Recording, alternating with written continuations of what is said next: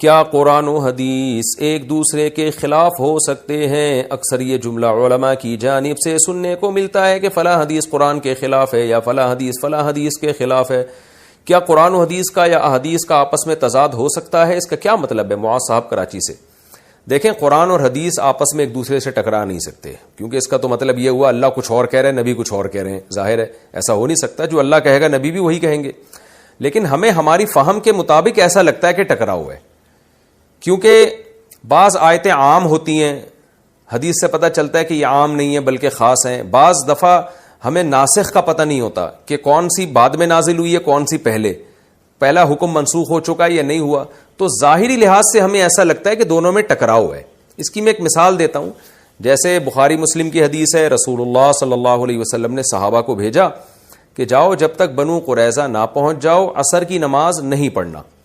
صحابہ گئے، راستے میں عصر کی نماز قضا ہونے لگی۔ اب صحابہ میں اختلاف ہو گیا۔ بعض صحابہ نے کہا بھائی نبی کا حکم ہے بنو قریظہ پہنچنے سے پہلے عصر نہیں پڑھنی ہے، تو ہم نے تو بنو قریظہ پہنچ کے پڑھیں گے، نبی کا حکم ہے۔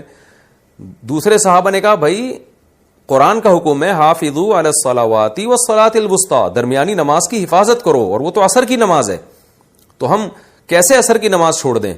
اور نبی نے جو یہ فرمایا ہے کہ بنو قریظہ پہنچنے سے پہلے نماز نہ پڑھو، تو نبی کا مقصد تو یہ تھا کہ اگر قضا نہ ہو جائے، بشرطے کہ قضا نہ ہو جائے۔ نبی کو یہ تھوڑی علم تھا کہ قضا ہو جائے گی راستے میں۔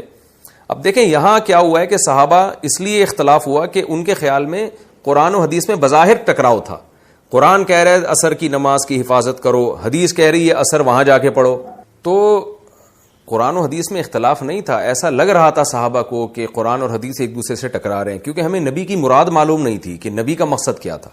تو اسی طرح فقہا کو ایسا لگتا ہے کہ یہاں قرآن حدیث ایک دوسرے سے ٹکرا رہے ہیں، تو پھر وہ ان کے اپنے اپنے اصول ہیں، بعض قرآن کو ترجیح دیتے ہیں، حدیث میں تعویل کرتے ہیں، بعض حدیث کو ترجیح دیتے ہیں، قرآن میں تعویل کرتے ہیں، تو اس لیے ایسا ہوتا ہے، ورنہ حقیقت میں کوئی ٹکراؤ نہیں ہوتا، ہمیں لگتا ہے۔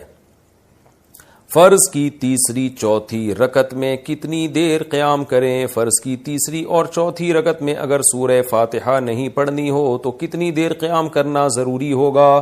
عبداللہ 4 سدہ سے کم ایک تسبیح کے بقدر قیام کرنا فرض ہے۔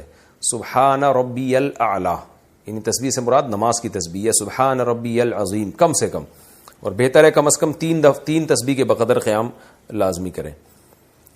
اگر کچھ بال دوپٹے سے باہر رہ جائیں تو نماز کا حکم۔ اگر نماز میں پیشانی پر سر کے 2 یا 3 بال دوپٹے سے باہر رہ جائیں تو نماز ہو جائے گی۔ شاہد عمر کراچی سے، نماز تو ہو جائے گی مگر یہ جائز نہیں ہے، بالوں کا مکمل چھپانا لازم ہے۔